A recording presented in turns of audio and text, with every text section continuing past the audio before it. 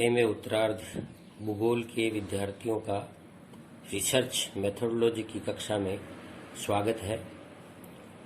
पूर्व व्याख्यान में रिसर्च मेथोडोलॉजी की 5वीं यूनिट प्रारंभ कराई थी, जिसमें आकार मितीय विश्लेषण के बारे में जानकारी दी थी। धरातलीय भू आकृति के मात्रात्मक मापन का एक प्रमुख आधार है आकार मितीय विश्लेषण। आकार मितीय विश्लेषण में ढाल विश्लेषण एवं प्रवाह बेसिन विश्लेषण दो प्रकार के विश्लेषण किए जाते हैं, जिससे किसी स्थान विशेष की ऊंचाइयों एवं गहराइयों के बीच के अनुपात को हम प्रदर्शित करते हैं। इस आकार वित्तीय विश्लेषण में सबसे पहले ढाल प्रवणता को देखा जाता है। ढाल प्रवणता क्या है? ढाल प्रवणता जो है वो ऊर्ध्वाधर अंतराल एवं क्षैतिजीय तुल्यांक के बीच का अनुपात है। यदि हम दो समोच्च रेखाओं के बीच या दो बिंदुओं के बीच की दूरी को उनकी वास्तविक दूरी से अनुपात निकालकर यदि उनके बीच जो अंतराल आता है या जो अनुपात आता है वो प्रवणता के नाम से जाना जाता है। यानी लंबवत अंतराल में क्षैतिज तुल्यांक का भाग देने पर जो प्राप्त होगा मान वो प्रवणता कहलाती है। और ढाल प्रवणता क्या है? ढाल का स्वरूप है। और हम भूगोल में जब स्लोप एनालिसिस करते हैं तो ढाल प्रवणता महत्वपूर्ण माना जाता है। आज के व्याख्यान में हम स्लोप एनालिसिस के बारे में अध्ययन करेंगे। ढाल विश्लेषण में किसी भी समोच्च रेखीय क्षेत्र का भू ढाल मानचित्र तैयार किया जाता है। ढाल मानचित्र निर्मित करने के लिए औसत ढाल का निर्धारण करते हैं और औसत ढाल ज्ञात करने की अनेक विधियां प्रचलित हैं।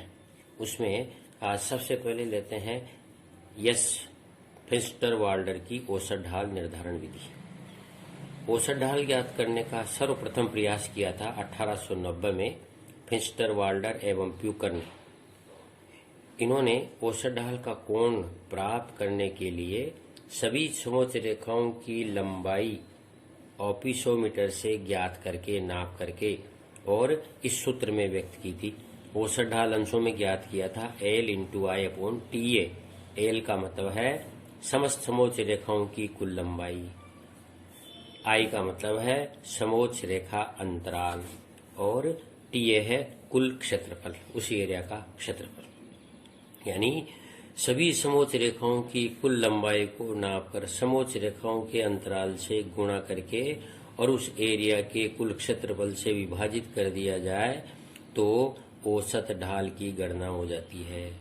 इसके लिए इन्होंने दो चरणों का प्रयोग किया। इस प्रक्रिया में क्या करते हैं?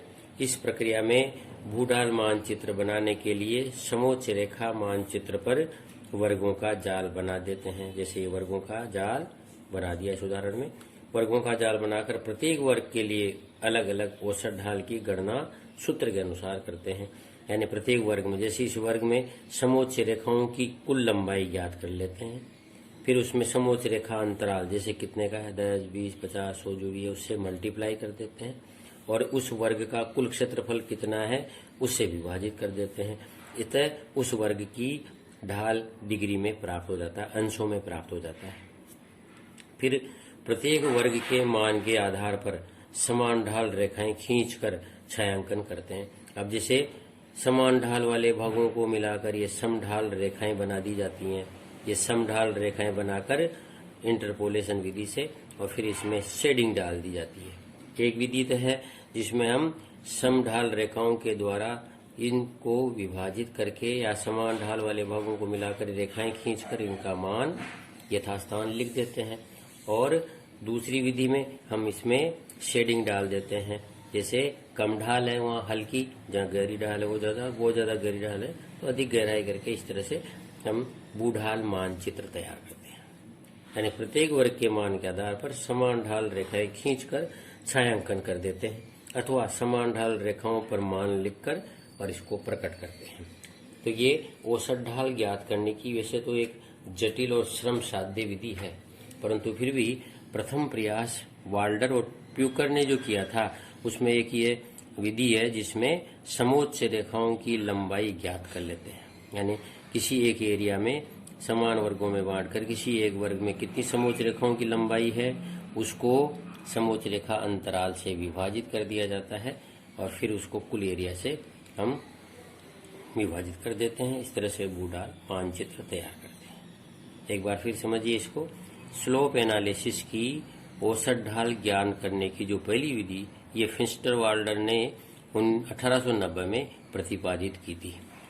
वाल्डर और प्यूकर दोनों ने मिलकर इस विधि का इजाद किया था, जिसमें औसत ढाल का कोण ज्ञात करने के लिए समोच्च रेखाओं की कुल लंबाई ओपिसोमीटर से ज्ञात करके इस सूत्र में रखी और इसके ये चरण थे कि प्रत्येक वर्ग की समोच्च रेखाओं की लंबाई ज्ञात करके और सूत्र अनुसार ढाल अंशों में ज्ञात कर लेते हैं और उस वर्ग में ढाल अंकित कर देते हैं और ढाल अंकित करने के बाद समोच्च ये समान ढाल वाले भागों को मिलाकर और ये समान रेखाएं खींच देते हैं, समढाल रेखाएं।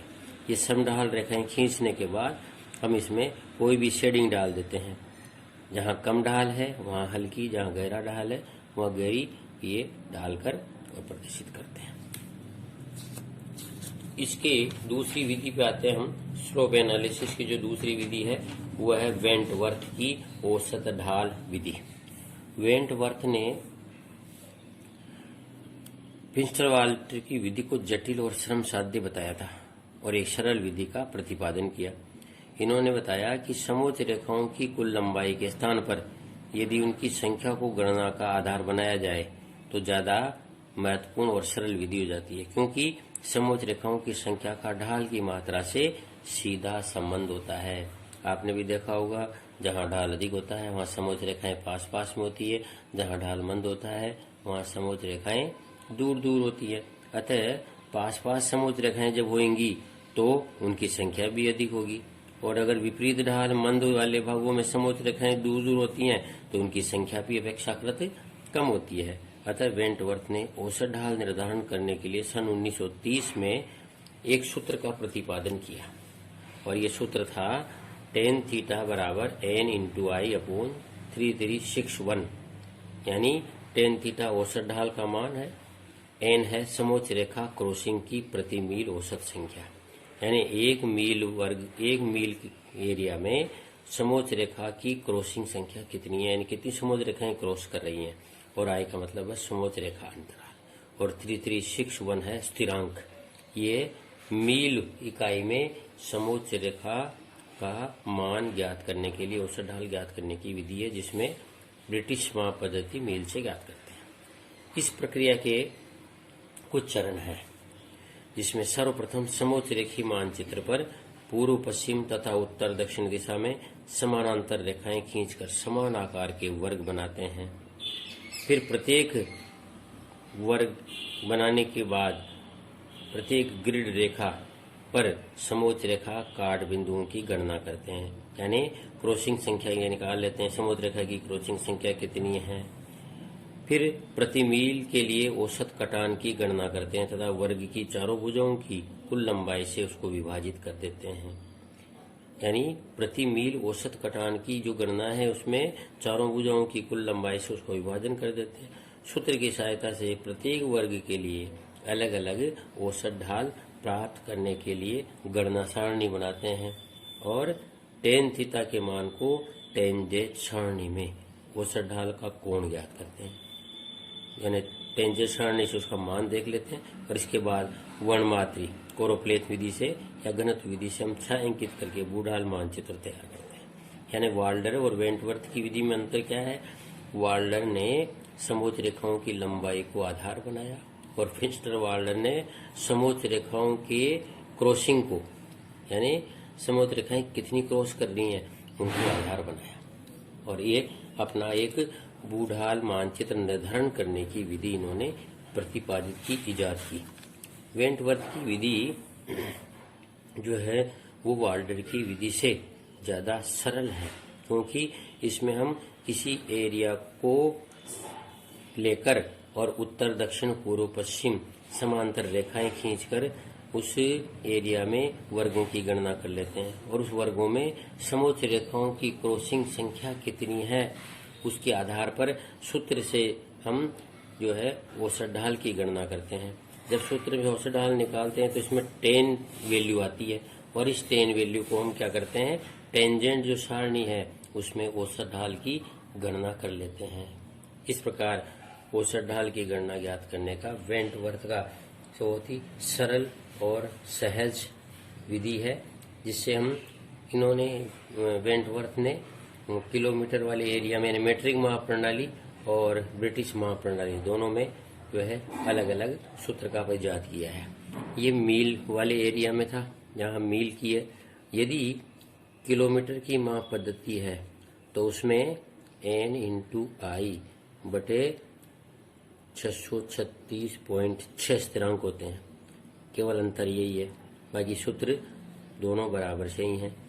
इसमें मील वाले में 3361 होते हैं स्थिरांक और किलोमीटर वाले में 636.6 स्थिरांक होते हैं। एक उदाहरण लेकर हम वेंटवर्थ की विधि को प्रायोगिक अभ्यास के रूप में लेंगे अगले व्याख्यान में। धन्यवाद।